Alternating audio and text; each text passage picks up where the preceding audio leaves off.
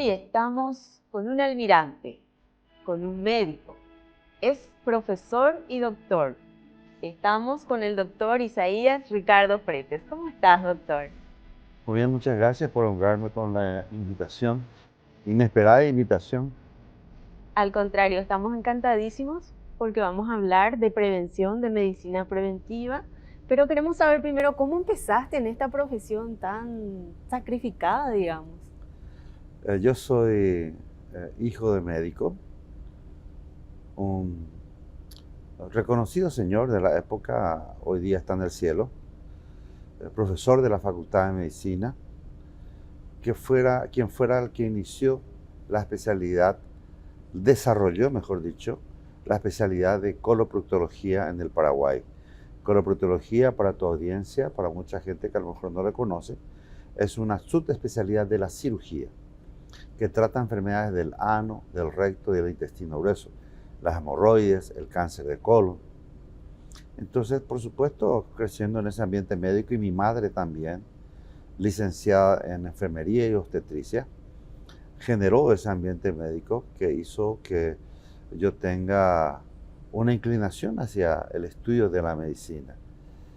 El examen de ingreso, por supuesto, fue, como hasta ahora, bastante difícil, arduo, pero que siempre digo que con una buena preparación uno puede ingresar en la UNA, y eso fue lo que aconteció conmigo.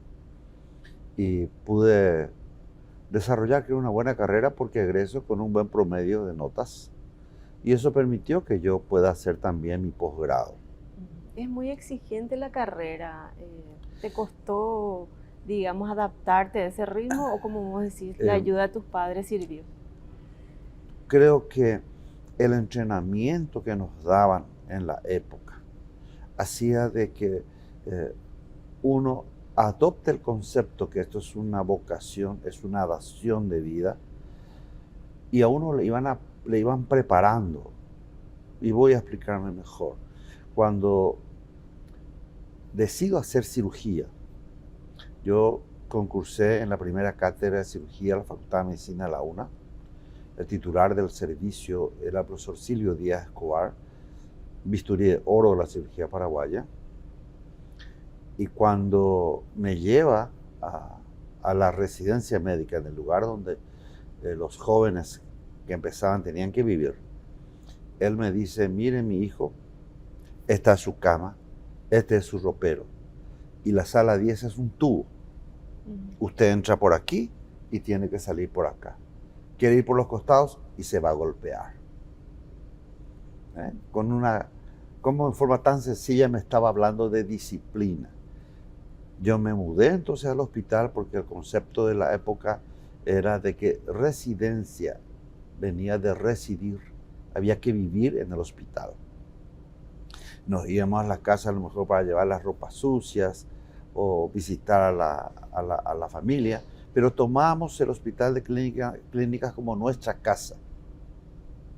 Y vivíamos en alegría, en armonía, en hermandad con los compañeros, tanto de nuestro nivel como los menos antiguos, los más antiguos. Ese concepto, lastimosamente, hoy día está desaparecido. Aparecen nuevas reglamentaciones que hace, por ejemplo, que el que estuvo de guardia al día siguiente se va a su casa, tiene derecho a ir a su casa. Situación que yo personalmente, como profesor de cirugía, porque soy profesor de cirugía, de semiología y clínica quirúrgica en la Facultad de Medicina de la UNA, yo personalmente no lo acepto. ¿Por qué? Porque no creo que sea bueno que un joven residente que se le dio la oportunidad de operar la noche antes un apéndice, que no vea al día siguiente la evolución de su paciente. El concepto que nos daba a nosotros era de que vos operabas tu paciente, vos cuidás tu paciente. Y si tu paciente estaba, decíamos en términos médicos, patinando, no salía del hospital, te quedabas a cuidar tu paciente. Había como un compromiso mayor. Era un compromiso. Y paso a comentar la anécdota. El profesor Roque Duarte Pedro, profesor de cirugía, un señor formado en Francia, muy olimpista él, había operado un páncreas.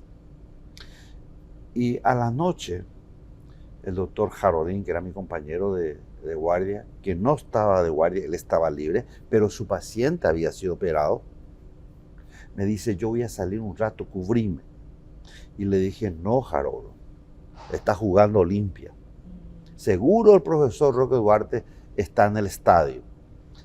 Te pongo el sello firma que al terminar el partido va a pasar por acá. Dicho y hecho. Partido que termina a 22 horas, 22:30, estaba el profesor viendo su paciente hospitalario. Imagínate si no le encontraba al doctor Jarolín. ¿Qué iba a pasar? Y iba a estar en enormes líos, en enormes líos. Pero, ¿por qué lo recuerdo hasta ahora? Porque qué mejor enseñanza que el ejemplo. Iba a visitar a esa hora a una paciente que no le iba a dar un guaraní. Y eso es vocación, eso es acción de vida. Entonces, por supuesto, pasa el tiempo y uno hace la misma cosa y enseña la misma cosa. Entonces, esas cosas han ido cambiando en la facultad. Pero aún así, la UNA sigue siendo un parámetro. Manejamos cierto tipo de disciplina. Por ejemplo, aparece hoy día el concepto de insalubridad, donde el joven tiene derecho a otros 15 días, además de eso, un mes de vacaciones, otros 15 días por insalubridad. Para hacer esta especialidad que se llama coloproctología, uno tiene que haber culminado su formación en cirugía general, titularse, y luego concursar para hacer la subespecialidad de coloproctología. Que yo, al joven que decida hacer coloproctología, yo le digo, está escrito, es tu derecho, puedes tomar tus días en salubridad, pero no conmigo. ¿Quieres que te tome de la mano, que culmines tu formación y luego yo te envíe al extranjero? Esa es mi regla de juego. Usted opta. ¿Por qué? Porque si va a salir un mes de vacaciones, más 15 días de insalubridad, y el programa de 2 años, estamos hablando de 3 meses. Es muchísimo daño para el joven, que tiene que aprovechar todo el tiempo posible para aprender, porque una vez culminada su formación, está a la calle, donde hay otro nivel de competencia, y la mejor forma de sobresalir va a estar basamentado en su formación. Entienden de que tiene su verdad, entonces se adaptan a eso, y hasta la fecha, todos los que hemos formado en la sala 10 del Hospital de Clínicas, en el área de coloproctología, a todos les he enviado al extranjero. Y la gran satisfacción mía es verles triunfar. Y en medicina la única forma es amparándose uno en su sólida formación médica. ¿Y solamente en el extranjero se hace esa especialización? No, acá. Yo tuve la suerte de vida de hacer la especialidad 2 veces. Escribí a Francia para hacer la especialidad, a la ciudad de Marsella. Había un señor muy reconocido en Europa que se llamaba Jean-Claude Sarles. Y no obtenía respuesta. Probablemente fueron a buscar en el mapa dónde quedaba Asunción. Entonces opté por ir al Hospital das Clínicas en São Paulo, donde conocí a una gran mujer, hoy día la mejor coloproctóloga del mundo, Angelita Argama, una señora que se manejaba con estricta disciplina. No le perdonaba una a uno. Con esta señora yo obtengo el título de especialista y la obsesión de ir a Europa. Envío mis papeles otra vez a Marsella y ahí me dicen, aquí hay un examen que se rinde en septiembre, si usted está interesado puede venir. Me fui con mucho miedo porque si no salvaba ese examen no iba a tener derecho a la bolsa y no iba a poder quedarme bien en Europa porque mis padres no tenían condiciones para pagarme mi estadía en Europa. Por lo visto los brasileños me dieron buena formación porque me gané la bolsa y me quedé ahí. Entonces hice 2 veces la especialidad Y estos franceses me formaron en tecnología y tenía la magnífica conjunción de haber aprendido en el Brasil la patología regional, por ejemplo, la enfermedad de Chagas, el megacolon chagásico, no existe en Europa. Eso es enfermedad de nuestros países. Y sin embargo, en Francia aprendí la tecnología aplicada a la coloproctología porque el equipamiento estaba ahí, no había burocracia para usarlos.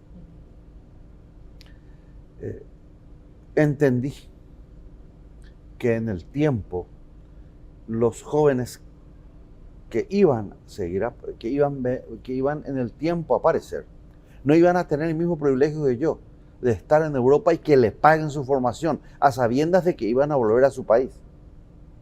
Entonces me vi en la obligación moral de crear la primera escuela de formación en coloproctología en el Paraguay. Y lo formé en el Instituto de Previsión Social. Me llevó bastante tiempo crear toda la estructura, conseguir que se vea respaldada por una universidad, que es la Universidad Católica, y está vigente para privilegio, suerte y orgullo mío hasta ahora, y siguen formando coloproctólogos en el Instituto de Previsión Social. Luego intervengo y tengo también un rol protagónico para la formación para otra escuela en el Hospital de Clínicas. Hoy día lo dirige el profesor Alcides Recalde, pero estamos ahí formando coloproctólogos. Hay otra escuela donde yo no intervine, que es el Gran Hospital Nacional, lo formó el profesor Juan Carlos Villalba. Entonces nosotros hoy día como país estamos formando coloproctólogos, no en la cantidad que el país necesita. ¿Hay mucha demanda? Sí, hay mucha demanda. Hay ciudades importantes en nuestro país que no cuentan con especialistas. También es muy cierto que para que nosotros podamos desarrollar nuestra especialidad necesitamos tecnología y eso no se lo encuentra habitualmente en el interior, pero sí lo mismo, un coloproctólogo puede hacer muchas cosas. ¿Verdad? Entonces, hoy día la medicina es muy exigente y por sobre todas las cosas, para que me puedan entender, la primera vez que iba a entrar en quirófano en Francia, me dice mi profesor, ¿usted ya tiene su seguro contra mala praxis? ¿Mala qué? Le dije yo. Sí, mi hijo. Si usted comete un error aquí, yo no voy a responder por usted. Vaya a secretaría. Me fui a la secretaría, inicié las gestiones, ahí me enteré que el hospital pagaba el 85% de ese seguro y que a mí me descontarían el 15% restante. A la semana tenía mi seguro de mala praxis, voy otra vez al bloque quirúrgico, me dice el profesor, ¿ya tiene su seguro de mala praxis? Sí, profesor. Me viene, monsieur, entré. Entonces, señor, usted puede entrar. Qué lejos estamos acá. Entonces, ese concepto del Paraguay no existía en la época. Hoy día, sí, hay una o dos empresas, pero no es el manejo generalizado. Entonces, al parecer, las demandas médicas por el mal acto médico, por la mala praxis, yo creo que hoy día es una necesidad que estas empresas se instalen en Paraguay. El problema es el siguiente, eso tiene un costo, pero uno tiene un médico que trabaja en el Ministerio de Salud y gana 5 millones de guaraníes. En el IPS, si son contratados, ganan la misma cifra, y si son del staff, ganan 9 millones. Eso le da para vivir, no le da para estudiar, y mucho menos para pagar un seguro de mala práctica. Las reglas del juego cambiaron. Entonces, hay que poner más énfasis en la sólida formación de los jóvenes. Y yo puedo hablar, creo que con propiedad, de lo que ocurre en América Latina. Yo hace 2 años dejé la presidencia de la Sociedad Latinoamericana de Coloproctología. Hoy día, desde septiembre del año pasado, soy maestro de la coloproctología latinoamericana. Entonces, también me inmiscuí en la docencia internacional, Y que es otro nivel. fue reconocido también acá en nuestro país hace poco con un premio por su trayectoria. Sí, es verdad. Tengo también en suerte de vida tener el premio Comuneros, que me lo dio la Cámara de Diputados, y también un reconocimiento del Senado de la Nación por los aportes en el área médica. Pero debo de sentirme orgulloso porque no sé cómo hice, pero yo desarrollé en mi vida dos carreras. Una, la carrera militar, la carrera naval. Hasta la fecha tengo el privilegio, el honor, la honra de ser el único almirante médico. Fue todo un proceso, la vida naval no es fácil, hay mucha disciplina, no es dura, es muy dura, pero a mí me sirvió mucho en el ambiente civil. Esa disciplina me sirvió de mucho. Cuando manejar los conceptos de disciplina, uno ve de que facilita el camino. El que no existe yo no puedo, lo voy a intentar. Y eso también, ese concepto de disciplina, de formación rígida, hoy día me sirve mucho en el sentido siguiente. Hay un proyecto que se llama Retribuyendo al Pueblo. Sí, ¿de qué se trata? Los compañeros de mi remesa del año 1983, por azar o suerte de vida, hay en ella colegas de mucho prestigio, de mucho más prestigio que yo, presidente de sociedades científicas a nivel nacional, a nivel internacional, gente que han estructurado dentro de su propia especialidad, pero todos con un factor en común. Nuestros padres no tuvieron necesidad de meter mano en el bolsillo para estudiar. La Universidad Nacional de Asunción prácticamente era gratuita. Hoy se paga poca cosa, pero se paga. Y llegamos a las posiciones de privilegio, y el hombre de bien tiene que ser agradecido. Entonces, en razón a ello, aquel campesino de la época que con el programa del algodón permitía que fuese esa parte del aporte ciudadano una fuente de ingreso importante en divisas, y que por ende nosotros pudiésemos estudiar la carrera, decidimos crear este proyecto en razón a ese campesino nominado, que lo llamamos Retribuyendo al Pueblo, de la promoción de médicos del año 83. Empezamos más o menos unos 65 médicos y nos dimos cuenta de que nuestro aporte era importante, y por sobre todas las cosas que lo hacíamos con algarabía y que nos llenaba espiritualmente. Y en este país es muy difícil construir, uno tiene que construir en base a la credibilidad. Eso encontramos, ser creíbles, porque amigos empezaron a apoyar esto y nosotros rendíamos cuenta a los amigos. Y hoy día se han sumado colegas de otras promociones y somos 185 médicos. Muchísimo. Que sumados a los amigos que apoyan, colaboran con nosotros, porque ese médico entra a las 6:30 de la mañana al consultorio, sale a las 7 de la noche, alguien tiene que hacerle trabajar. Y ahí vienen los amigos, los no médicos, que intervienen en la estructuración del programa. Y tal así que el año pasado, en septiembre, hemos estado en el departamento del Guairá y hemos atendido 3.500 pacientes y hemos hecho 219 cirugías. Hay una parte que al Ministerio de Salud todavía le va a costar cumplir, que es la alta medicina en el interior del país. No porque no lo quiera, no porque no lo pueda estructurar, sino que es difícil conseguir especialistas. Muy difícil. Entonces, tenemos firmado un convenio con el Ministerio de Salud. La ministra actual tuvo la visión de firmar con nosotros ese convenio. Entonces es un trabajo en conjunto. Pero para poder aplicar este proyecto hay ciertas condiciones técnicas que siempre son necesarias porque somos muchos. Imagínate, Rocío, 350 personas que van llegando del día a la mañana en una comunidad. Muchísimas. La contrapartida es techo y es comida, pero todo es gratuito, pero no solo es medicina. Si bien es muy importante, la parte más importante del proyecto es la parte educativa. Estamos conveniados con el Ministerio de Educación y Culto. Nosotros capacitamos a las personas que consideramos instrumentos del cambio, que son los docentes, y se le da talleres educativos, por ejemplo, trastornos del aprendizaje. Una psiquiatra infanto-juvenil le enseña a las docentes cómo captar los niños con problemas, tácticas y técnicas, y no sencillamente apartar a ese niño del esquema.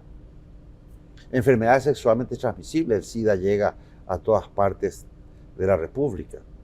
Drogadicción, hoy día hemos estado en Bahía Negra, y en Bahía Negra nos llamó la atención que nos hicieron un pedido, que también ese taller se desarrolle para los padres, para que los padres puedan identificar a sus niños, a sus chicos que están empezando con este drama.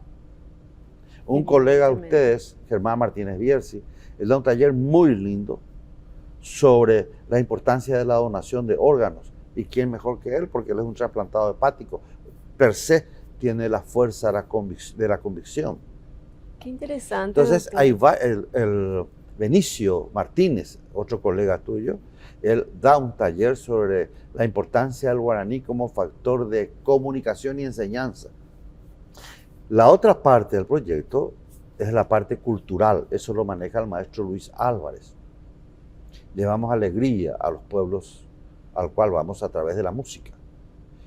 Y finalmente la otra parte, que es la parte deportiva, lo maneja Rubén Darío da Rosa, Nelson Pepino Cuevas, se ha sumado Oscar Vicente Escabone, también el director técnico de las inferiores de Cerro Porteño, dan unos talleres, hay un taller interactivo con los dirigentes de fútbol de la comunidad, y luego tienen un enorme taller con los niños de la comunidad, donde hay juegos interactivos del área futbolística, y eso hace que la comunidad se convierta en una fiesta cívica. Y seguimos aquí con el doctor Isaías Ricardo Fretes. Muchísimas cosas tenés para contarnos, Sí. doctor, pero yo creo que a la gente le va a interesar cómo contactarse con ese grupo, y es tipo para que puedan ir a consultar, o si tienen ya alguna enfermedad, o cómo es. No. Armar el proyecto para un lugar donde vamos a ir nos lleva 6 meses. 6 meses. Porque es una estructura muy grande, porque lo que nosotros hacemos en el área médica, por ejemplo, es alta medicina. Eso quiere decir el compromiso de trabajo con los dirigentes del departamento al cual vamos a ir. En un departamento del país. Se elige un departamento que surge de la invitación que nos hacen desde ese departamento. Nosotros vamos, les presentamos el proyecto y les preguntamos si pueden soportar la grandeza del proyecto.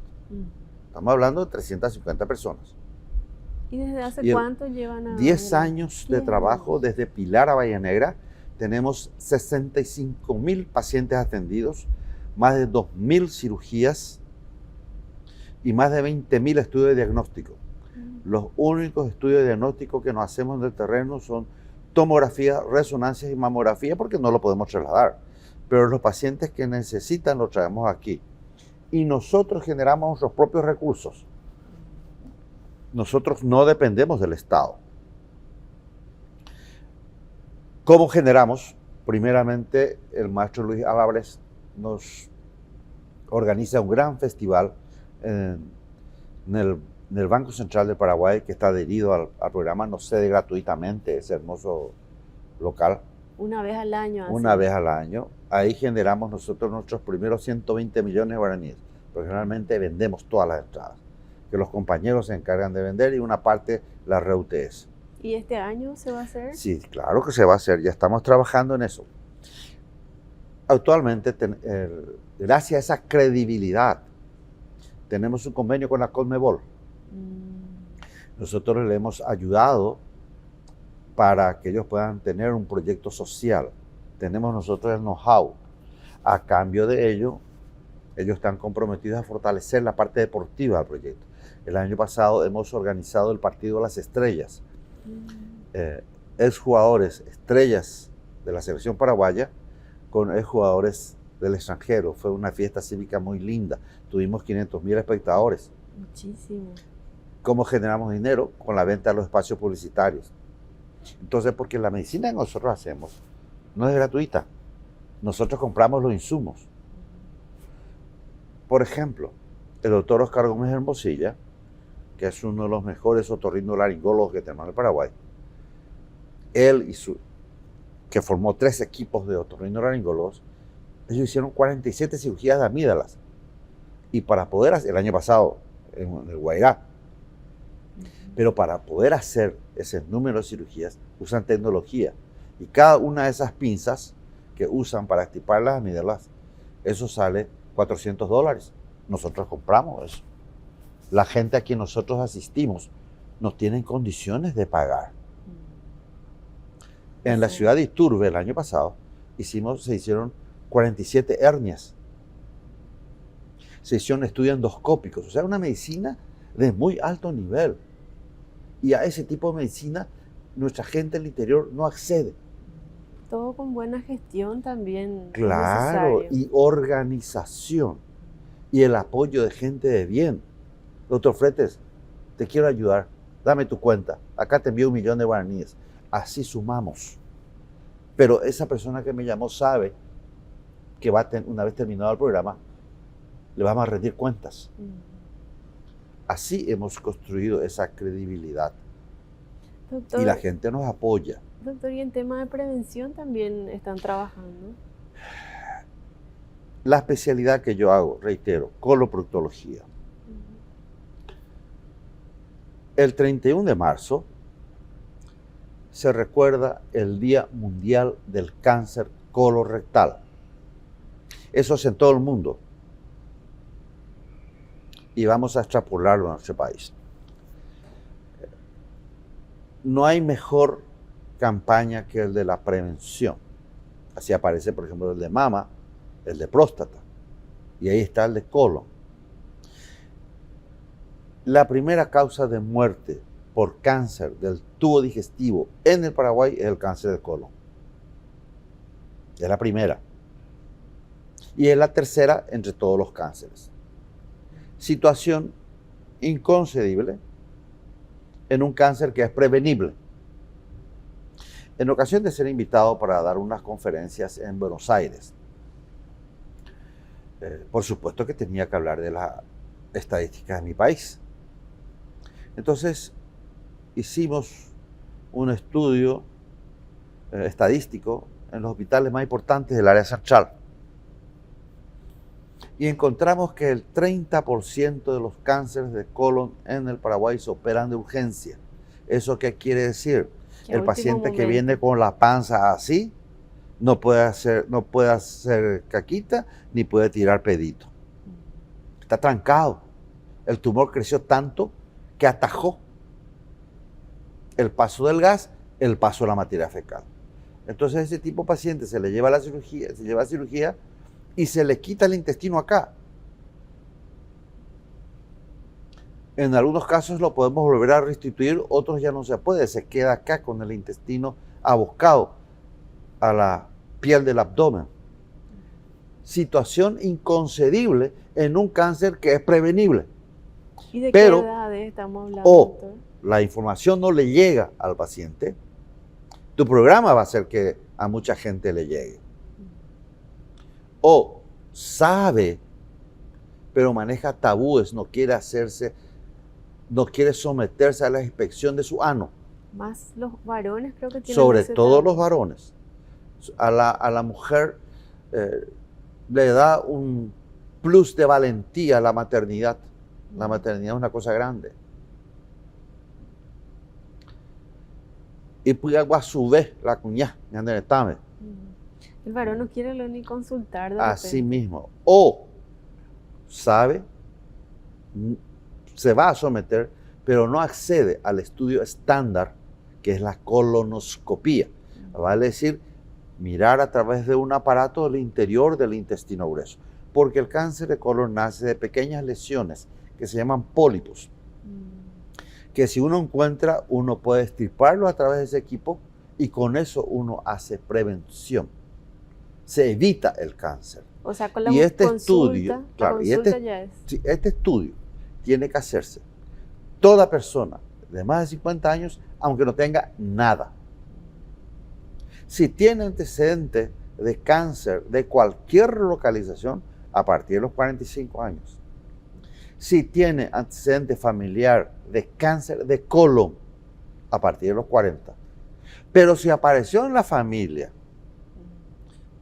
un hijo de 20 años, 18, 25, con cáncer de colon, todos los hermanos tienen que hacerse porque entra dentro de un capítulo que se llama cáncer heredofamiliar. Y la medicina más barata es la preventiva, no solo para el Estado, sino para la persona misma. En el Hospital de Clínicas, Facultad de Medicina de la UNA, estamos organizando un gran taller para manejo de pacientes ostomizados. ¿Qué quiere decir eso? Ostomías boca. Entonces hay muchos pacientes que se le quita acá el intestino grueso o se le quita aquí el intestino delgado. Entonces, estos pacientes tienen que llevar una vida normal por más de que tengan esa situación, pero para ello hay que entrenarlo a esas personas. Pero a los primeros que hay que entrenar es a las enfermeras y a los médicos. Uno de los grandes logros de mi carrera fueron dos cosas. Uno, haber conseguido la ley para el paciente ostomizado, que obliga al Estado a otorgar un fondo para que estos pacientes puedan comprar los insumos, para que puedan tener en forma gratuita los insumos para el manejo de sus ostomías. Y una partecita, un 10% dedicada a educación, que todavía esa parte no se cumple, que hay que reglamentarlo. Y eso en razón a qué ocurre. Cuando vengo de Francia, conozco otra realidad. Los pacientes ostomizados no tenían problemas. En Francia, el ciudadano no tiene problemas de salud ni educación, es gratuita. Cuando vengo acá a Paraguay y trato de instalar un centro de ostomías, lo hicimos con mucha algarabía, pero no tuvo éxito. Porque dábamos la receta al paciente, tenía que ir a comprar la bolsita, que era una bolsita de muy mala calidad. Pero aún así no tenía. Entonces no funcionó el programa. Y me di cuenta que era necesario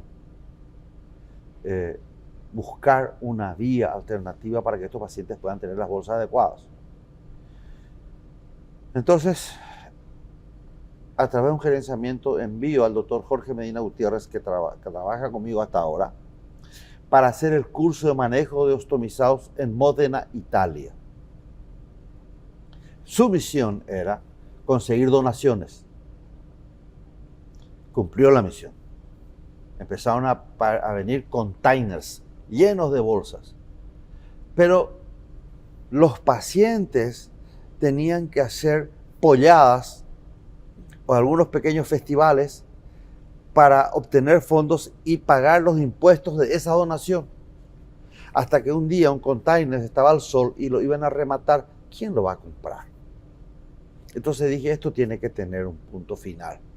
Y empecé a trabajar para que el Paraguay tenga la ley para el paciente ostomizado.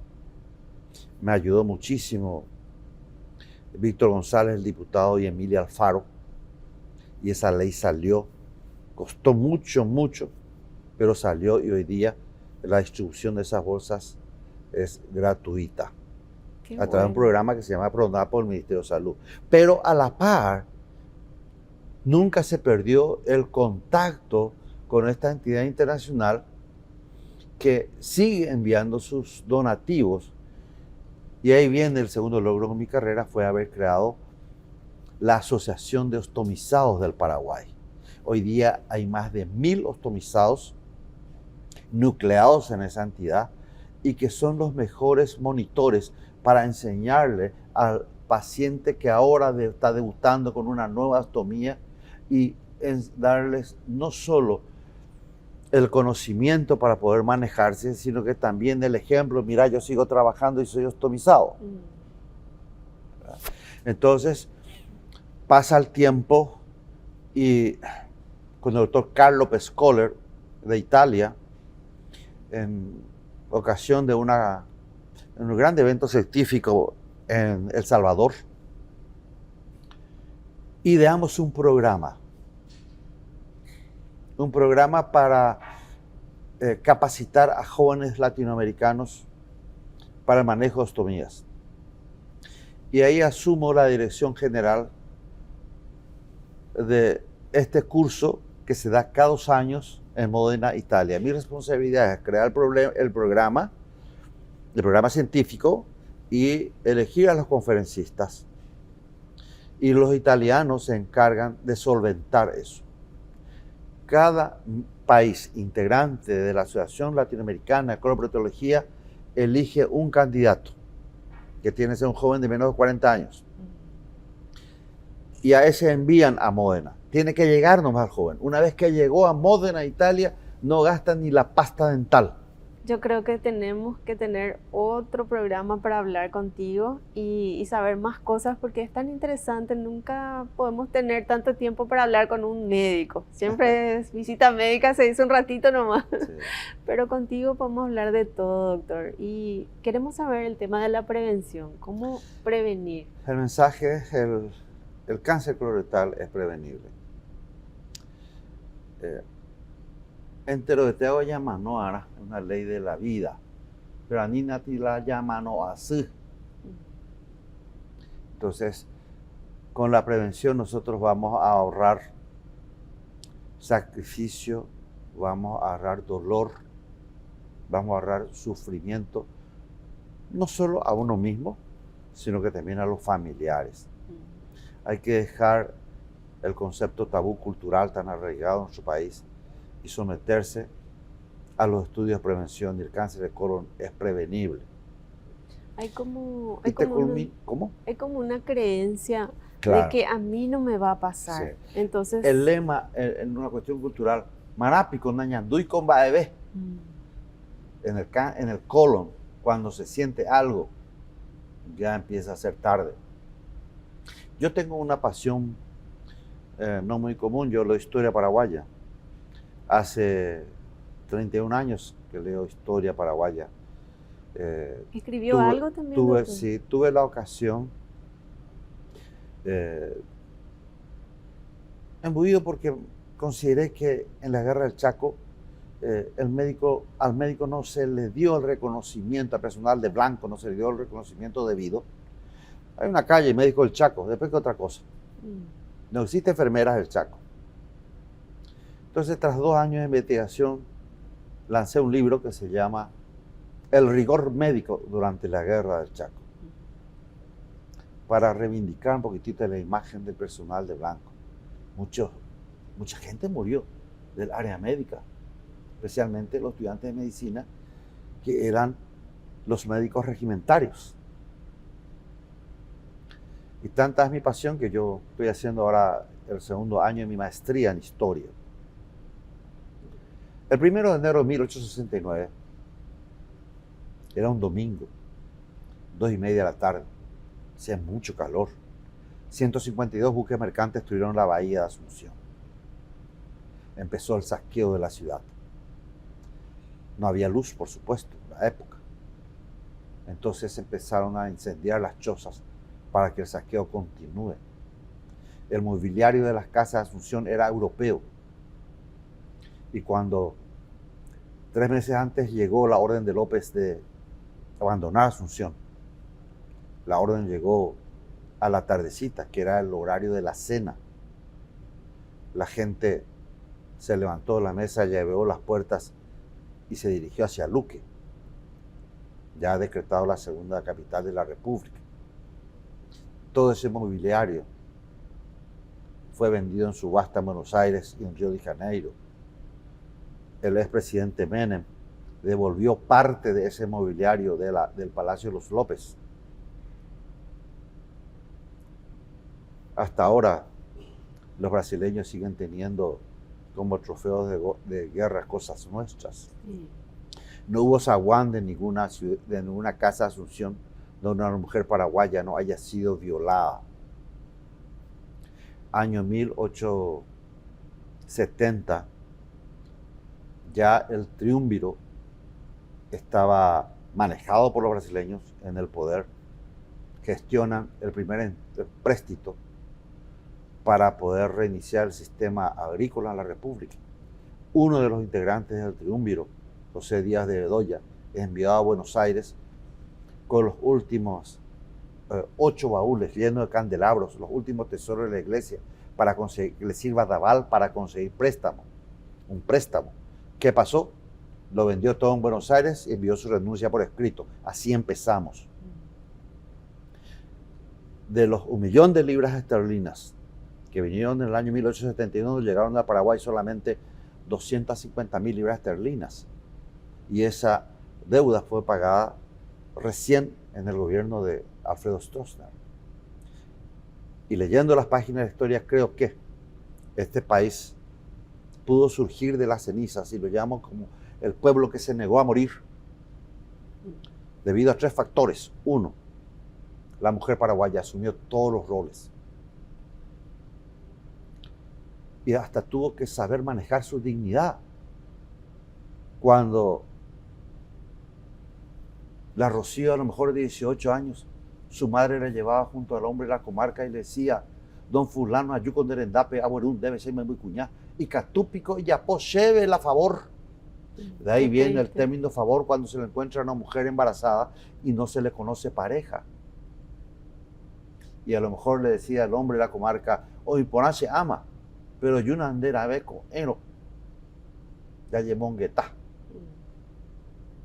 Tapa, si no es isupe, es una coeno de catuico pujaré, porque ya estaba anotada otra. Y el otro factor son los pocos inmigrantes que escucharon hablar que al norte del Plata se repartía tierras y había muchas mujeres, y vinieron y abrazaron esta tierra como la suya propia y nos ayudaron a crecer. El único departamento que tuvo una inmigración importante fue la de Itapúa.